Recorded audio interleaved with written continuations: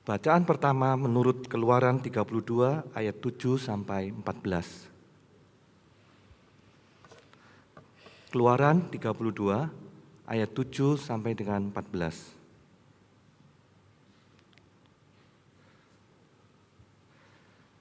Berfirmanlah Tuhan kepada Musa, "Pergilah turunlah, sebab bangsamu yang kau pimpin keluar dari tanah Mesir telah rusak lakunya. Segera juga mereka menyimpang dari jalan yang kuperintahkan kepada mereka. Mereka telah membuat anak lembu tuangan, dan kepadanya mereka sudah sujud menyembah dan mempersembahkan korban sambil berkata, 'Hai Israel, inilah Allahmu yang telah menuntun engkau keluar dari tanah Mesir.'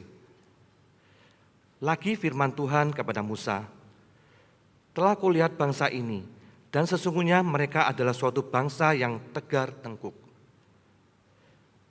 Oleh sebab itu, biarkanlah aku supaya murkaku bangkit terhadap mereka, dan aku akan membinasakan mereka. Tetapi engkau akan kubuat menjadi bangsa yang besar.' Lalu Musa mencoba melunakkan hati Tuhan Allahnya dengan berkata, 'Mengapakah Tuhan murkamu bangkit terhadap umatmu yang telah kau bawa keluar dari tanah Mesir dengan kekuatan yang besar dan dengan tangan yang kuat? Mengapakah orang Mesir akan berkata, Dia membawa mereka keluar dengan maksud menimpahkan malapetaka kepada mereka dan membunuh mereka di gunung dan membinasakannya dari muka bumi. Berbaliklah dari murkamu yang bernyala-nyala dan menyesallah karena malapetaka yang hendak kau datangkan kepada umatmu. Ingatlah kepada Abraham, Ishak dan Israel, hamba-hambamu itu. Sebab kepada mereka engkau telah bersumpah demi dirimu sendiri dengan berfirman kepada mereka, Aku akan membuat keturunanmu sebanyak bintang di langit, dan seluruh negeri yang telah kujanjikan ini akan kuberikan kepada keturunanmu, supaya dimilikannya untuk selama-lamanya.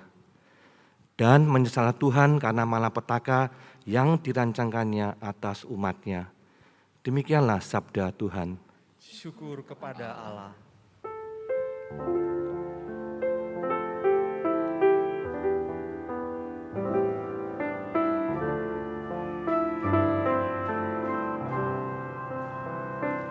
Kasihani aku ya Allah, menurut kasih setiamu,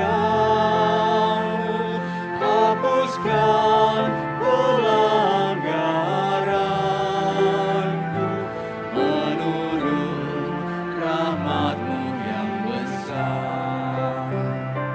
Kasihani aku ya Allah, menurut kasih setiamu,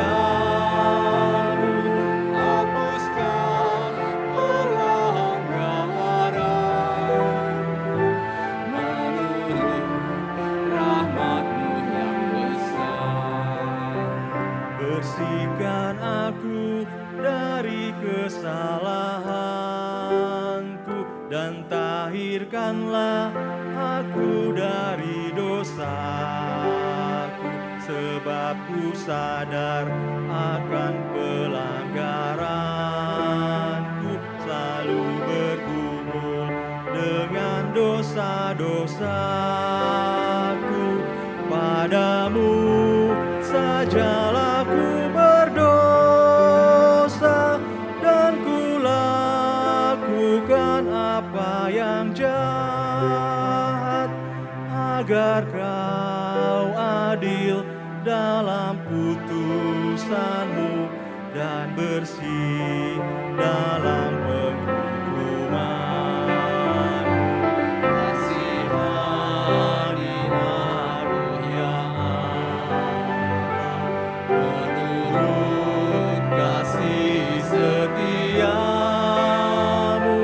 hapuskan pelanggaranku, menurut rahmat-Mu yang besar. Sesungguhnya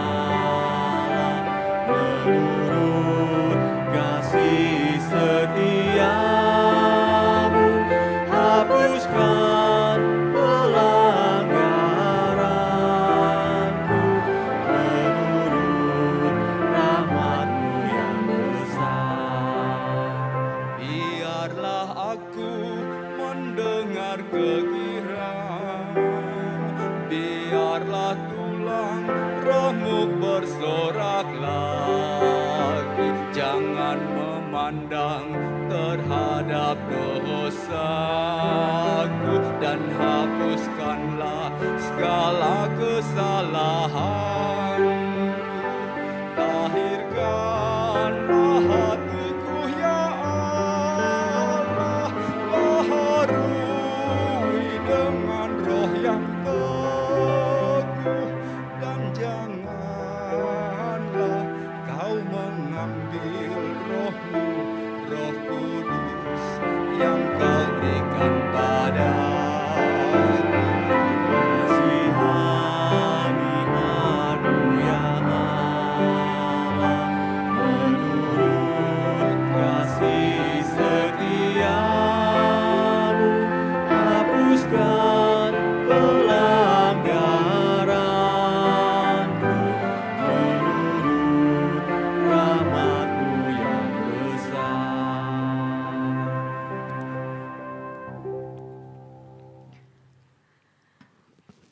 Bacaan kedua menurut 1 Timotius 1 ayat 12 hingga ke-17. 1 Timotius 1 ayat 12 hingga ke-17. Aku bersyukur kepada Dia yang menguatkan aku, yaitu Kristus Yesus Tuhan kita, karena Ia menganggap aku setia dan mempercayakan pelayanan ini kepadaku. Aku yang tadinya seorang penghujat, dan seorang penganiaya, dan seorang ganas, tetapi aku telah dikasihinya. Karena semua itu telah kulakukan tanpa pengetahuan, yaitu di luar iman. Malah kasih karunia Tuhan kita itu telah dikaruniakan dengan limpahnya kepadaku, dengan iman dan kasih dan dalam Kristus Yesus. Perkataan ini benar dan patut diterima sepenuhnya. Kristus Yesus datang ke dunia untuk menyelamatkan orang berdosa. Dan di antara mereka, akulah yang paling berdosa. Tetapi justru karena itu aku dikasihani, agar dalam diriku ini, sebagai orang yang paling berdosa, Yesus Kristus menunjukkan seluruh kesabarannya. Dengan demikian, aku menjadi contoh bagi mereka yang kemudian percaya kepadanya dan mendapat hidup yang kekal. Hormat dan kemuliaan sampai selama-lamanya bagi Raja segala zaman, Allah yang kekal, yang tak tampak, yang esa. Amin. Demikianlah sabda Tuhan. Kepada Allah. Inilah Injil Tuhan Yesus Kristus. Menurut Lukas pasal 15 ayat yang pertama hingga yang ke-10.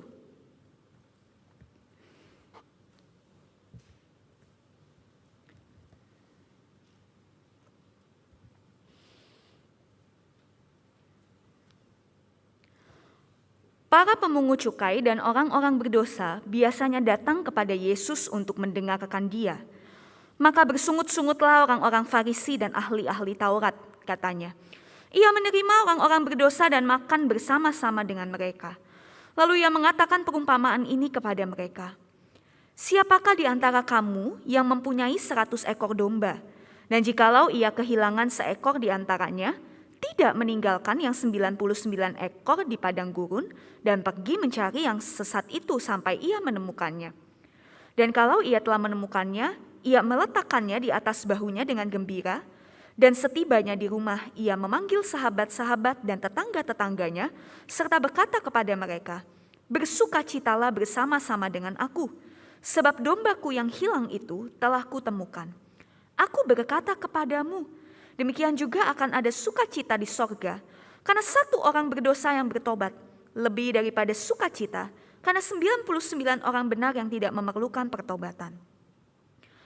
Atau perempuan manakah yang mempunyai 10 dirham, dan jika ia kehilangan satu di antaranya, tidak menyalakan pelita dan menyapu rumah serta mencarinya dengan cermat sampai ia menemukannya. Dan kalau ia telah menemukannya, ia memanggil sahabat-sahabat dan tetangga-tetangganya, serta berkata, bersukacitalah bersama-sama dengan aku, sebab dirhamku yang hilang itu telah kutemukan. Aku berkata kepadamu, demikian juga akan ada sukacita pada malaikat-malaikat Allah, karena satu orang berdosa yang bertobat. Demikianlah Injil Tuhan Yesus Kristus. Berbahagialah setiap kita yang mendengarkan firman Allah dan yang memeliharanya dalam hidup kita hari lepas hari. Haleluya. Haleluya, haleluya, haleluya.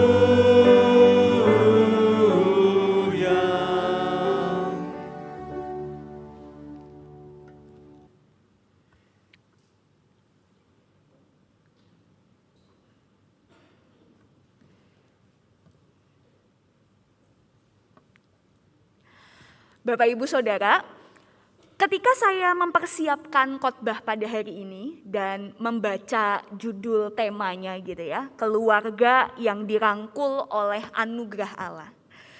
Saya langsung mengingat pada satu lagu Bapak Ibu yang saya pikir tentu kita tidak asing juga dengan lagu ini. Ya, Amazing Grace, ya. Ajaib benar anugerah. Saya rasa lagu ini cukup sering juga ya kita nyanyikan, mungkin bisa jadi ini menjadi lagu favoritnya Bapak Ibu Saudara ya, saya tidak tahu, tapi yang pasti lagu ini terkenal begitu ya sebagai salah satu lagu rohani yang mungkin bisa dikatakan everlasting gitu ya. Nah, Bapak Ibu, akhir-akhir ini memang saya tuh lagi seneng mencari kisah-kisah di balik lagu himne. Ya. Karena mungkin memang saya juga senang musik, saya senang nyanyi gitu ya. Dan saya melihat bahwa kisah di balik lagu himne ya, itu ditulis oleh orang-orang yang memiliki pengalaman iman yang luar biasa sekali gitu. Bahkan tidak jarang orang-orang tersebut bukan orang yang hidupnya dalam tanda kutip benar sedari awal. Banyak justru orang-orang yang hidupnya jauh dari Tuhan ya. Lalu di masa kegelapan itu mereka menemukan Tuhan dan akhirnya mereka menceritakan pengalaman-pengalaman iman itu melalui lirik lagu gitu ya. Salah satunya Bapak Ibu Saudara di lagu Amazing Grace ini ya. Nah, ternyata Bapak Ibu dalam proses penelusuran saya di internet gitu ya, saya juga baru mengetahui kalau lagu Amazing Grace ini ditulis oleh seorang pendeta gereja Anglikan yang namanya itu adalah John Newton. Ya, dia adalah seorang pendeta gereja Anglikan di Inggris. Nah, Newton menuliskan lirik lagu ini sekitar tahun 1779, itu masa yang sangat lawas sekali ya Bapak Ibu Saudara. Ketika dia melewati satu peristiwa yang bisa dikatakan mengubah hidupnya.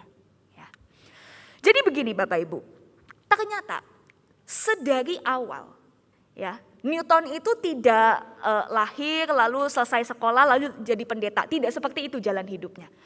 Awal mulanya Newton itu ternyata berprofesi sebagai seorang kapten kapal ya. Kapten kapal dagang. Tapi jangan pikir dagangnya itu dagang benda Bapak Ibu. Mungkin kita berpikir oh kapten kapal dagang mungkin dagang kain atau mungkin dagang emas, dagang apalagi rempah-rempah ya kalau mungkin di masa lalu kan terkenal itu. Tidak Bapak Ibu. John Newton adalah kapten kapal dagang apa? Dagang orang. Dagang manusia. Jadi John Newton itu sering berlayar ke Afrika. Maaf, dia cari orang-orang berkulit hitam ya. Dibeli dengan harga yang murah ya. Laki-laki, perempuan, anak-anak dibawa di kapal menuju ke Eropa, lalu di sana dijual dengan harga yang pasti berkali-kali lipat lebih tinggi. Untuk jadi apa? Ya kita tahu, jadi budak, jadi pekerja kasar ya. Dan di kapal itu kan ya tentu ya, siapa yang mau jadi budak? Nggak ada, saya yakin Bapak Ibu. Pada saat itu mereka yang dalam tanda kutip dijual itu ya mengalami penyiksaan di dalam kapal. Mereka pasti kan menolak untuk dibawa gitu kan. Dan penyiksaan itu terjadi di kapal. Di kapal itu mereka harus sempit-sempitan seperti ya yang kita bisa lihat ya di gambar. Sangat kejahatannya itu luar biasa sekali ya. Yang dilakukan Newton dan awak kapal terhadap mereka. orang-orang yang dijadikan budak. Nah, satu kali Bapak Ibu Saudara, ketika Newton dan para budak juga awak kapal ini berlayar, kapal ini mengalami sebuah peristiwa yang mencekam. Ketika badai besar itu menghadang, gitu ya. Jadi kapal ini kena badai besar, ya, dan hampir menenggelamkan Newton beserta dengan orang-orang yang ada di kapal itu. Nah, disitulah Newton merasa, waduh, kematian ini seperti sudah tinggal selangkah lagi menghampiri saya. Nah, disitulah dia mulai ingat kepada Tuhan. Jadi setelah sekian lama dia tidak lagi berbincang dengan Tuhan, dia tidak lagi beribadah. Padahal dulu waktu kecil John Newton itu sebetulnya dibesarkan dalam keluarga Kristen, Bapak Ibu Saudara. Ibunya itu mengajarkan dia tentang Alkitab, tentang kekristenan. Tapi sayang ibu dari John Newton meninggal ketika Newton masih kecil. Seingat saya waktu itu sekitar umur 7 tahun di biografi yang saya baca. Dan setelah itu mulailah hidupnya gak karuan. Karena ayahnya John Newton juga merupakan kapten kapal yang sudah terbiasa dengan hidup yang keras, hidup yang penuh dengan kejahatan, mabuk-mabukan, itu sudah jadi makanan sehari-hari seorang John Newton. Nah, di situasi itu dia bingung. Mau berdoa tapi kok juga merasa apa Tuhan mau dengar doaku? Aku nih orang yang jahat, aku orang yang hina, pekerjaanku jual beli manusia, apa Tuhan mau dengar doaku? Tapi karena situasi terdesak pada saat itu, John Newton akhirnya, ya wis, aku berdoalah. Dia berdoa, dia memohon Tuhan bisa menyelamatkannya, dan ternyata badai itu mereda dan bisa John Newton dan teman-teman di awak kapal, juga orang-orang yang ada di situ, mereka bisa tiba di sebuah pelabuhan yang mereka tuju. Bapak Ibu Saudara, ternyata peristiwa itu mengubahkan kehidupan seorang John Newton. Dia merasa seperti ini. Tuhan, saya ini kalau di mata Tuhan tuh, waduh, hina banget lah. Rusak banget lah gitu. Tapi kok Tuhan masih mau menyelamatkan saya? Tapi kok Tuhan masih mau memberikan kesempatan buat saya? Ya. Ini menjadi momen titik balik kehidupan seorang John Newton. Ya. Tuhan begitu mengasihi saya. Kalau Tuhan mengasihi saya, itu berarti Tuhan juga mengasihi orang-orang Afrika yang saya jual kan, gitu ya. Kalau saya yang hina ini ternyata dikasihi dan berharga di mata Tuhan, berarti mereka orang-orang Afrika juga merupakan gambar dan rupa Allah. Tapi kok saya memperlakukan mereka seperti sampah gitu ya. Itu yang akhirnya membuat John Newton meninggalkan pekerjaan lamanya yang baginya itu sangat jahat. Dan dia memutuskan untuk menjadi seorang pendeta. Dia memutuskan untuk menjadi seorang hamba Tuhan. Bapak Ibu Saudara, bahkan ketika John Newton ini kondisi fisiknya menurun. Ya. Jadi dalam biografinya itu sempat tertulis begini. Di masa tuanya John Newton itu mengalami kebutaan, Bapak Ibu. Tetapi kebutaannya itu tidak mengurungkan niatnya untuk melayani. Malah justru Newton berkata seperti ini. Sejatinya aku itu tidak buta. Aku tuh tetap bisa melihat. Melihat apa? Melihat kebaikan Tuhan. Ya. Karena itu kalau Bapak Ibu menyadari di teks bahasa Inggris lagu Amazing Grace itu kan ada kalimat was blind but now I see. Aku buta tapi aku bisa melihat. Secara fisik mungkin kondisi John Newton itu sebaliknya. Sebelumnya dia sehat-sehat saja, ketika jadi kapten kapal dia bisa lihat, tapi hatinya buta, ya kan? Dibutakan oleh ambisinya, oleh nafsunya. Tapi ketika dia beranjak dewasa, beranjak tua, dia sadar kondisi fisik saya bisa melemah, mata saya bisa buta, tapi tidak dengan mata iman saya. Justru mata iman saya semakin dicelikan oleh kebaikan, oleh kebenaran, oleh anugerah dari Kristus.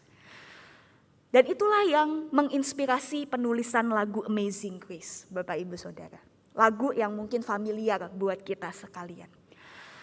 Nah Bapak Ibu Saudara, kisah hidup John Newton kurang lebih sama bukan? Seperti kisah hidupnya Rasul Paulus. Ya. Kalau tadi kita membaca di dalam bacaan kedua yang sudah dibacakan oleh lektor ya di 1 Timotius.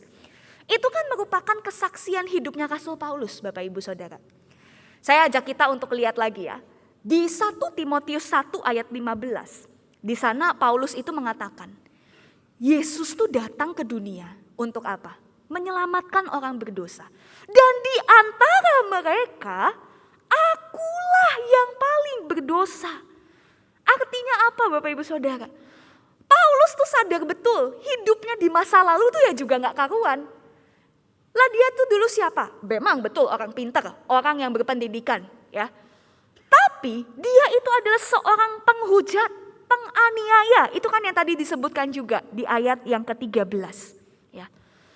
Dan yang menariknya juga di ayat 16 Paulus mengatakan, justru karena itu aku dikasihani, agar dalam diriku ini Yesus Kristus menunjukkan seluruh kesabarannya. Nah, yang menarik begini Bapak Ibu Saudara. Kata sabar di dalam bahasa Yunani atau bahasa asli kitab Perjanjian Baru, itu artinya orang yang dibuat marah, orang yang dikecewakan ya oleh orang lain, tetapi dia memilih untuk tidak membalas kejahatan itu. Ya, itu kata kesabaran yang dimaksud dalam ayat tadi ya. Yang 1 Timotius 1 ayat 16 itu seperti itu ya. Apakah Kristus terluka ketika kita berbuat dosa? Ya. Ketika kita menyakiti hati sesama, Kristus terluka. Ketika waktu itu Paulus menganiaya bahkan membunuh para pengikut Kristus, Kristus terluka. Tapi dia tidak memilih untuk membalas. Ya. Di poin ketiga, di situ dalam kekuasaannya justru Yesus memilih untuk apa? Untuk menyatakan kesabarannya, untuk menyatakan anugerah keselamatan dan juga pengampunan, ya. Dan itulah yang mengubahkan kehidupan Paulus. Jadi kasih karunia Kristus yang menyentuh dan mengubahkan kehidupan Paulus. Ini kita perlu pahami betul Bapak Ibu Saudara. Bukan kemarahan, bukan pengabaian, bukan penghakiman, tetapi kasih yang menyentuh dan mengubahkan hidupnya Paulus. Fokus hidupnya berubah. Dari yang sebelumnya, fokus hidupnya apa?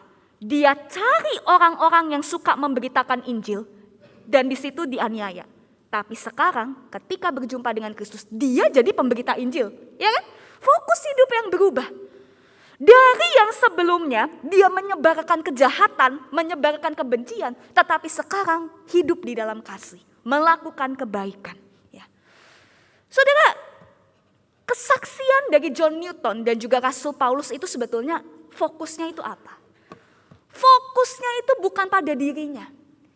Fokus dari kesaksian itu adalah pada Allah, pada Tuhan. Tuhan yang merengkuh, Tuhan yang mencari, Tuhan yang mengampuni, ya.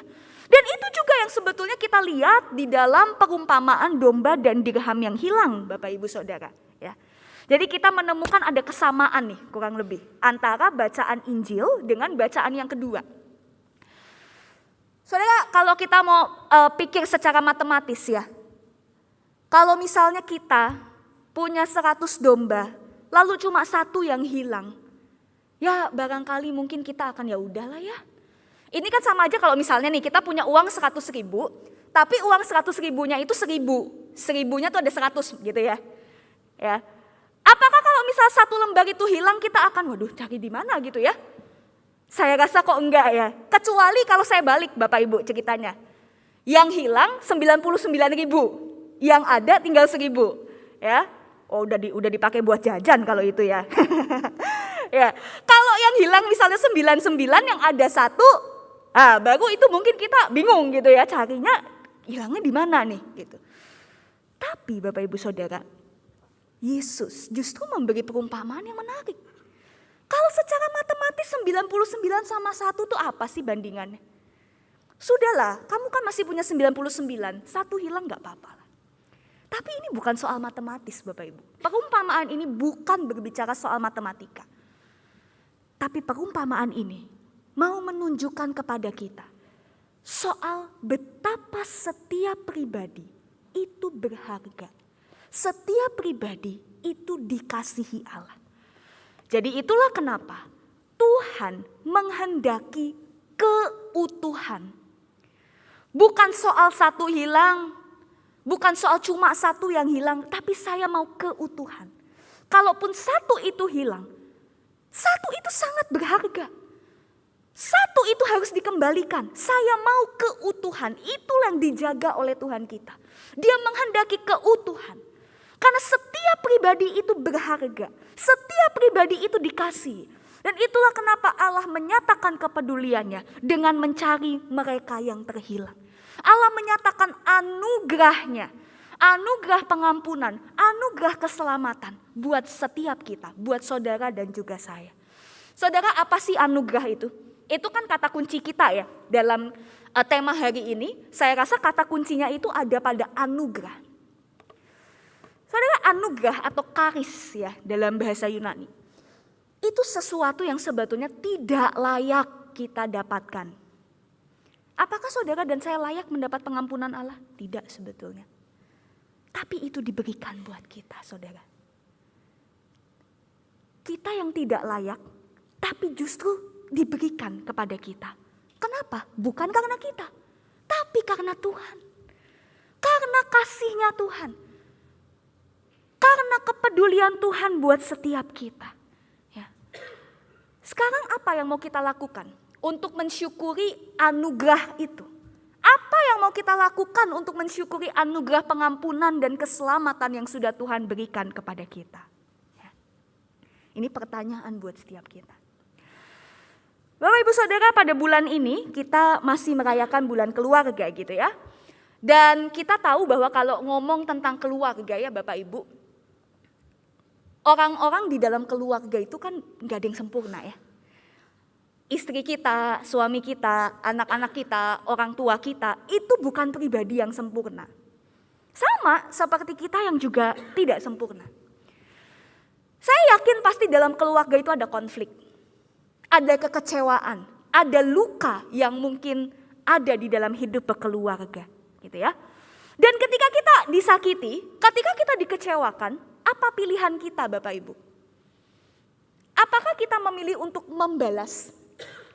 Apakah kita memilih untuk ya sudah kalau gitu selesai hubungan kita? Aku gak mau dekat lagi sama kamu, gitu ya. Atau justru kita memilih untuk menyatakan pengampunan? Ingat Bapak Ibu Saudara,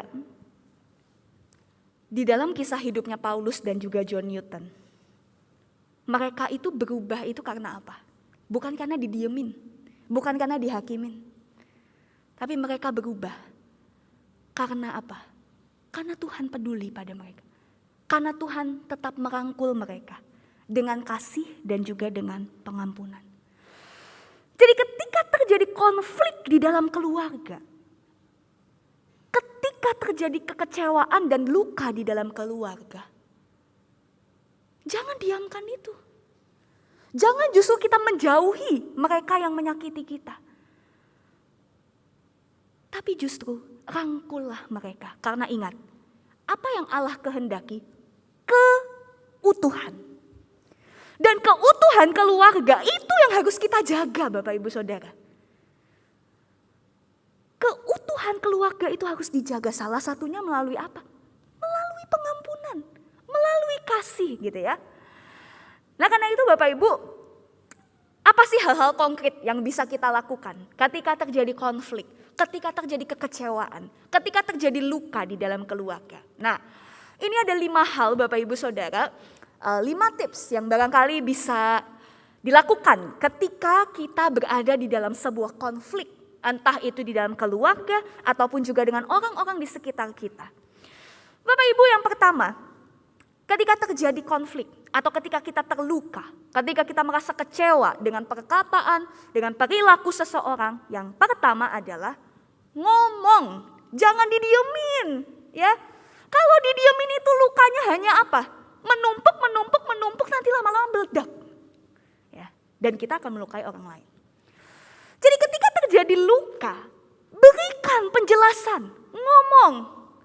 Beritahu apa keberatan kita terhadap orang yang melukai kita. Sampaikan itu dengan empat mata, gitu ya. Kita dengan mereka, maksud saya dengan orang yang melukai kita. Atau bisa jadi si orangnya lebih dari satu, gitu ya. Sampaikanlah itu.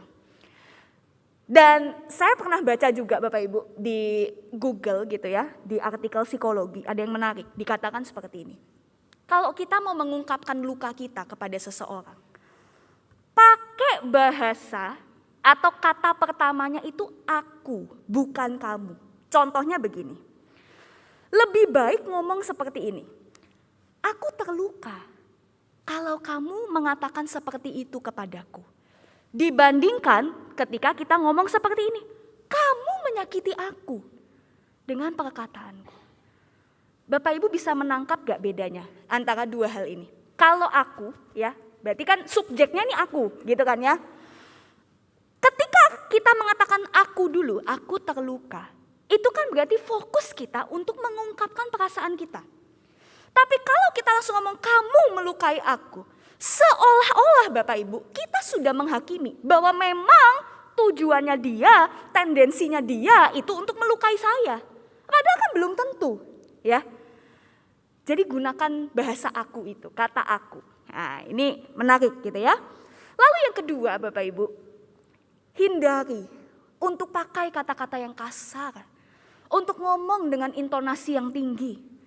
Memang seringkali kalau kita terluka ya, kalau kita ketemu sama orang yang bikin hati kita tuh kesel, rasanya itu apa ya, pengennya tuh ngomong yang gak enak gitu ya.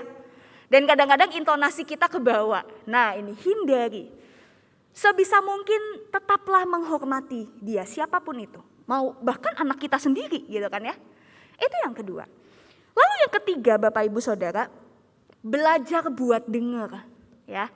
Tadi kan di poin yang pertama kita ngomong gitu ya. Kita sudah mengungkapkan nih luka kita, kekecewaan kita tuh apa. Yang ketiga, belajar juga buat dengar. Jangan hanya mau didengar, tapi belajar untuk mendengar. Ya, listen, not just hear. Bapak Ibu mungkin tahu ya, perbedaan antara listen dan hear. Kalau hear itu kan kita cuma mendengar, tapi bisa aja sambil lalu. Oh ya saya tahu, ya kalau Bu Trias lagi ngomong misalnya, ya saya tahu, tapi saya nggak terlalu ngerti beliau tuh ngomong apa gitu ya. Ya tahu aja kalau ini ada suara. Tapi kalau listen, kita mendengar dengan apa? Dengan fokus, dengan perasaan kita yang betul-betul mau memahami. Ya. Karena seringkali nih Bapak Ibu, Saudara, kita tuh mendengar bukan untuk memahami. Masalahnya itu. Kita mendengar untuk apa? Untuk membalas, untuk mendebat. Nah kalau ini susah Bapak Ibu Saudara. Belajarlah untuk mendengar dengan hati yang siap untuk memahami. Maka disitulah kita akan jadi tahu kalau ada kesalahpahaman yang terjadi. Itu yang ketiga. Lalu yang keempat, ya ini khusus kalau mungkin berbicara soal anggota keluarga atau dengan mereka yang sesama jenis kelamin dengan kita gitu ya, kalau yang di luar anggota keluarga. Berusaha untuk tetap melakukan kontak fisik dengan anggota keluarga. Ya, teman saya tuh seringkali mengatakan seperti ini Bapak Ibu. One hug a day, save a life. Satu pelukan itu bisa menyelamatkan hidup seseorang. Dan bukan tidak mungkin, satu sentuhan fisik itu bisa menyelamatkan relasi. Yang mungkin selama ini renggang, yang mungkin selama ini terputus gitu ya. Dan yang terakhir, nyatakanlah pengampunan itu. Kalau kita sudah tahu kesalahpahamannya di mana, kalau kita sudah tahu benang merahnya itu apa, atau pemicu konfliknya itu apa, nyatakanlah pengampunan.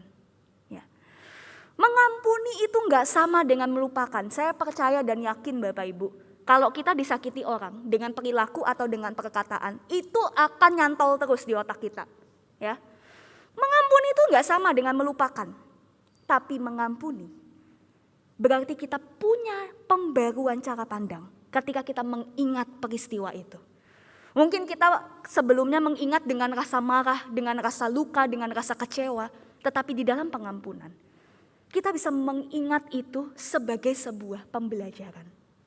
Pembelajaran bukan hanya buat orang yang menyakiti kita, tapi bahkan buat kita sendiri, gitu. Mengampuni itu adalah aksi memerdekakan diri, Bapak Ibu. Memerdekakan diri dari apa? Dari rasa marah, dari luka, dari kekecewaan.